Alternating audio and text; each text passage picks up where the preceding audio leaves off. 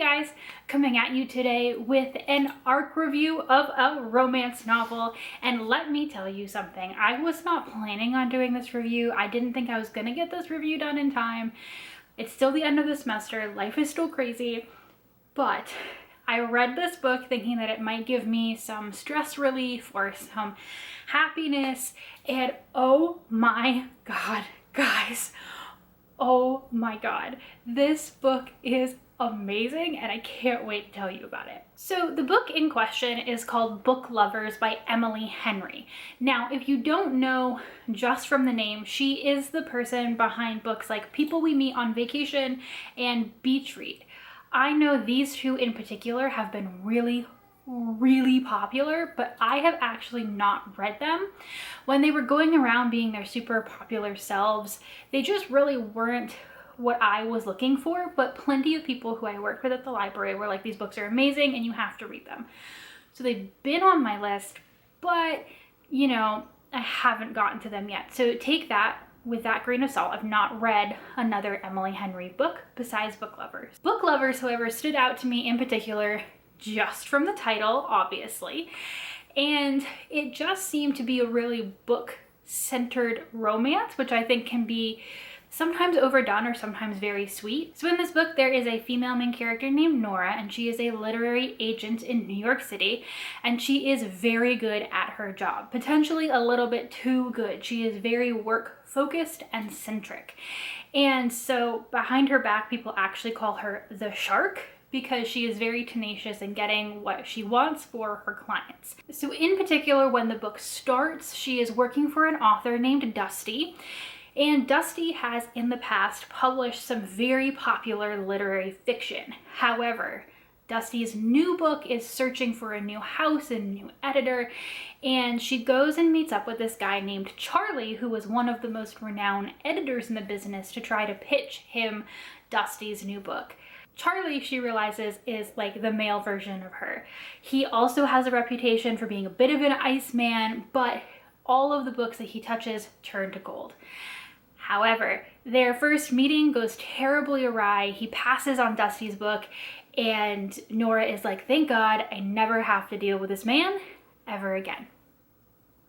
Time jump. So one of the things to know about Nora is that she recognizes who she is. The entire first part of the book is talking about tropes and the romance novel tropes that can sometimes bleed into daily life.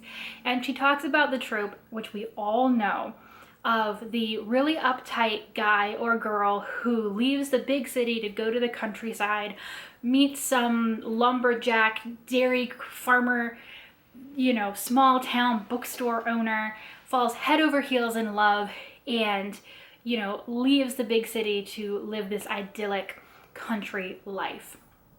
Oftentimes that high-powered person leaves behind an equally high-powered person they were dating in the city, who we're supposed to think of as a villain because they are very work-focused and centered and don't understand this newfound idealization of the rural countryside. And Nora says, I'm that person. I'm not the person who goes to be changed. I'm not the small town person. I am the person that the high-powered one leaves behind for being equally high-powered. And she has just, in fact, been broken up with for the fourth time by someone who, well, they were together in the big city, left on a work trip, and then met someone else and stayed wherever they went to. And that is, after the time jump, what has just happened to Nora.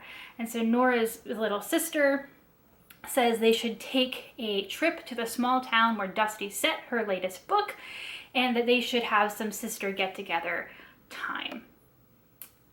And Nora's like, my sister wants to live a romance novel for me because her sister's already married and I'm not about this life. Big shock when they get to this small town. Guess whose parents live there and who has moved there temporarily to help his father recover from a stroke? That's right, it's Charlie. I knew you knew we'd see him again. And him and Nora keep getting pushed together in like some really odd circumstances, and an attraction develops. I know you're shocked. What is amazing about this book is basically everything I could not cram into this spoiler-free review, first of all. If you've seen some of my other reviews, you know that for me, the mark of an incredible romance novel is not just a great relationship being written between the romantic pair, but that these two people have lives of their own, individual struggles.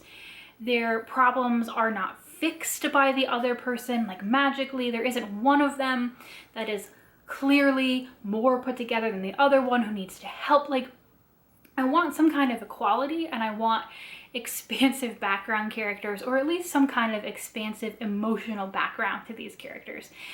And this book has it in spades. I mean, there's stuff going on with Nora's sister, who is married and has 2 kids and is pregnant with a 3rd, and there's stuff going on there.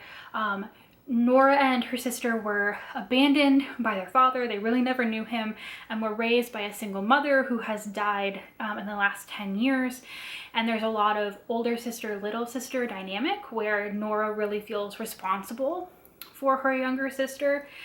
And on Charlie's side, like I said, his dad has recently had a stroke. His mother is an artist who is not detail oriented. And there's also some other stuff that you find out about his life later on. Because this is a single POV book, you only hear Nora's perspective.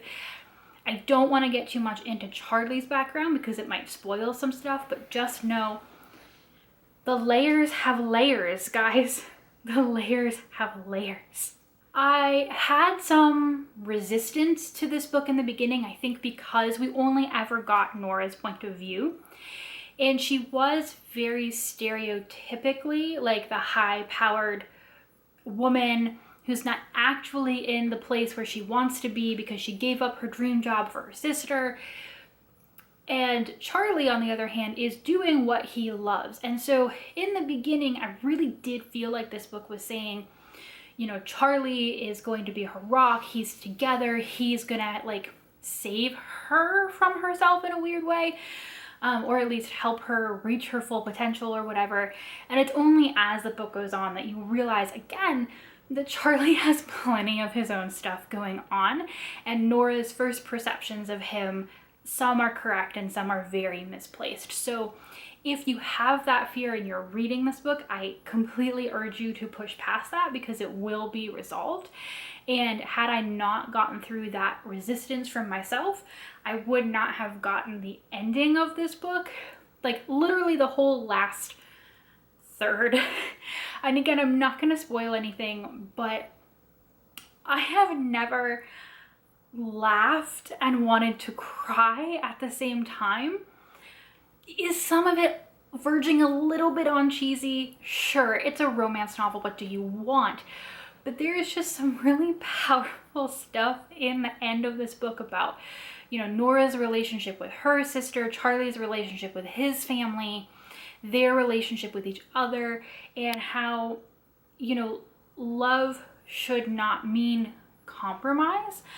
That there are some things for people we love we have to let go, and sometimes where we should say, no, I'm going to stand up for myself here because no matter how much I love you, I need to be happy.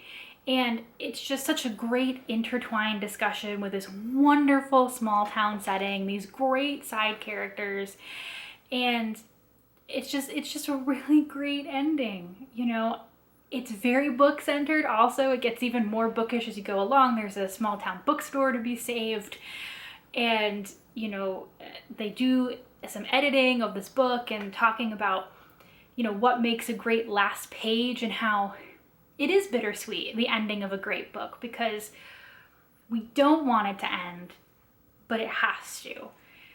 And there's a lot of that metaphor wrapped up in there. Again, sometimes it does feel a little heavy-handed, but my fiance came to get me to do the laundry, and he was like, hey, we gotta get the laundry. And I was like, absolutely not. And I just started making like squealing baby noises because I was just like, I cannot be separated from this book right now. I'm in this like last third and I'm having so many emotions. You cannot get me off this couch. And it's been a while since a book that viscerally has kept me reading. And in that bittersweet way, I was sorry when it ended. The epilogue might be a little too much. Epilogues on romance novels often are, but that's okay. I don't care. All I have to say is if you love books, if you love the book industry, if you love small town romances, if you love, it's a little enemies to lovers, but like a very cute rendition of very cute enemies to lovers a little bit. People really who need to give each other a chance romance, you know, with a great family and emotional background of these characters. You know, it might not hit you in the same way, but this is an incredible book. And now I am so upset that I have never read anything else by Emily Henry. Clearly this has been massively lacking in my life. So her books have gone from like, yeah, I'll get to it someday, to books that I'm like, if they're as good as this one, I need to read them like tomorrow. So again, I didn't plan on making this review, but this book just hit me in so many feels and did so many things right. I haven't rated it on Goodreads or the Storygraph right now, but I am leaning towards just a straight up 5 stars. Like, could I nitpick some stuff? Sure, you can do that in every book, but just based off my sheer emotional attachment and enjoyment, 5 stars. So this book is coming out the day after I will be posting this review. So if you're watching this even 24 hours after posting, you can probably also request a copy right now from your local bookstore, your local library. Just, you know, everybody needs a good, like really incredibly well-written emotional romance novel. And for me, this was absolutely that. So thank you guys. I'm sorry this was just a lot of, I loved it, but I don't know what else to say. So thanks guys. Bye.